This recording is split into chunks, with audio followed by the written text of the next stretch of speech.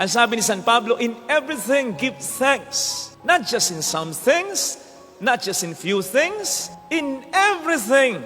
Ganon karami ang dapat ipagpasalamat natin sapagkat yung in everything nito covers two basic important things. Una, yung talagang mga obvious na blessing. At yung pangalawa, yung mga hindi natin akalain na blessing. Una, yung mga obvious na blessing, buhay natin, karapatan natin, kalayaan natin, talento natin, negosyo, trabaho, ministeryo, pamilya, etc.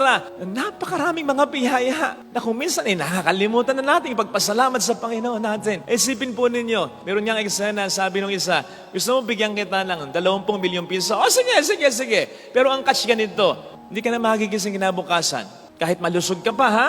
Kahit wala kang sakit. Yun ang catch. Bigyan kita ng 20 milyong piso. Tatanggapin, ay di na, loko to. Bigyan mo pa ako eh. Mamatay rin pala ka.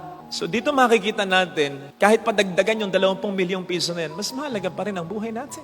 Na madalas ay nakakalimutan natin ipagpasalamat sa Panginoon natin. Hindi pa kasama dyan yung mga basic blessings, ha? Yung mga mas matitinding blessing. Yung meron tayong Diyos na talagang nagmamahal sa atin. So much so that our names are written on the palm of His hands and in the book of life in heaven. That our sins are forgiven. That God is with us every day of our lives in the sacrament, in our hearts, etc.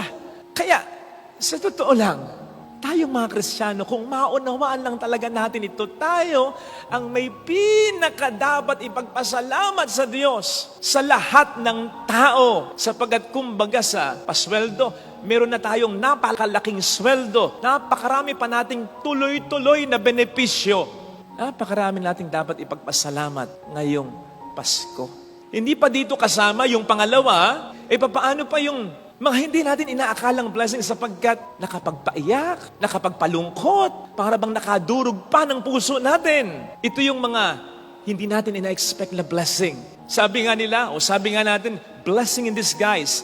Pero ito'y disguised, hindi sa mga mata ng Diyos, kundi sa mga mata natin. Sapagkat wala namang natatago sa Diyos. Wala pa tayo nandoon na siya. Alam niya kung ang bagay ay makatutulong sa atin talaga. Kahit pa mahirapan pa tayo ng bagya o talagang magdusa.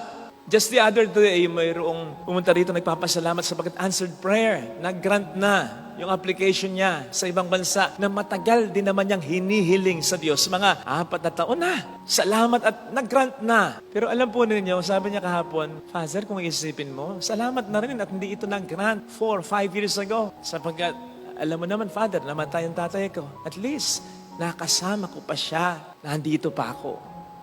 Kaya nga ang paborito ko, na verse sa Bible ay Romans 8:28, all things work together for the good of those who love Him. Kasi dito, maliwanag na maliwanag. Pagdating sa blessing, walang itinatapon ang Panginoon. Lahat po pwedeng maging biyaya. Kahit na yung mga problema natin. In fact, kahit yung mga kasalanan natin o kasalanan sa atin. Sabi sa 1 Chronicles 16:34, give thanks to God, for the Lord is good. His love endures forever. Hindi sinabi doon na, give thanks to the Lord because you feel good. Hindi. Because the Lord is good. Inasmuch as ang gratitude natin, our thanksgiving should not be based on how we feel. Kasi minsan, hindi talaga maganda yung pakiramdam natin kasi may mga problema tayong dumarating sa buhay natin eh. So give thanks to God in everything. Combine na natin. For the Lord is good. For who God is. And the Lord is good all the time. All the time, God is good. Kaya nga His love endures forever. Kasi mahal niya tayo, hindi lamang when everything is fine, mahal niya rin tayo. At mas ipaparamdam pa niya ang kanyang pagmamahal when everything is not so fine. So ito sana ang ating makita na dapat nating ipagpasalamat, ha? Sapagkat when we realize it, mas lalo tayo magpapasalamat. Sabi ko nga sa mga nagbe-birthday, kalimbawa ngayon, ang kaibigan kong parang kapatid ko na si Mike, pag nagbe-birthday tayo, wag lang yung mga magagandang bagay ang balik-balikan natin, kundi yung mga pangit na bagay. Yun ang dapat nating ipagpasalamat. Yes, yung good things. Pero even the not so good things na sa pamamagitan ng kapangyarihan at pagmamahal ng Diyos ay naging good things.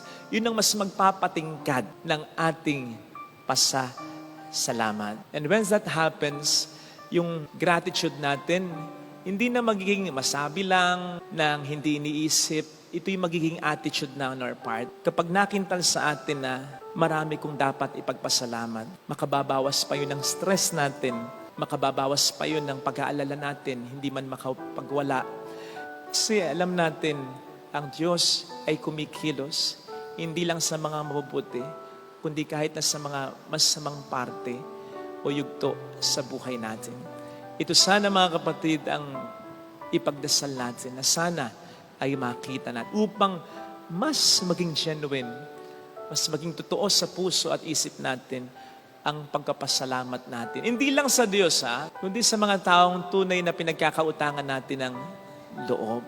Yung bang hindi na natin kinakailangang marinig mula sa Kanya. Ang pera, hindi tinatayan, pinaghihirapan niya. Yung tayo mismo makarealize na yung tayo ay bigyan nila, ay hindi madali para sa kanila. Kaya nga yung itinutulong nila, ay hindi lamang tulong na masasabi mong talaga, kundi pagmamahal na nila.